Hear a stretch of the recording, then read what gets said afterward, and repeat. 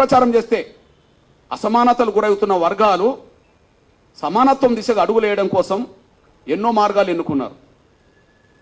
ఇక్కడ మీ అన్నగా చెప్తున్నా నేను 1950 ఆర్డర్, రాష్ట్రపతి ఆర్డర్ రాజ్యాంగ విరుద్ధం కదా, రాజ్యాంగ విరుద్ధంతో పాటు అది వివక్షత కదా. రాజ్యాంగ విరుద్ధం ఎందుకంటున్నా, భారత రాజ్యాంగంలో ఆర్టికల్ 25 ఉన్నది కదా. ఆర్టికల్ 25 ఏం చెప్తుంది?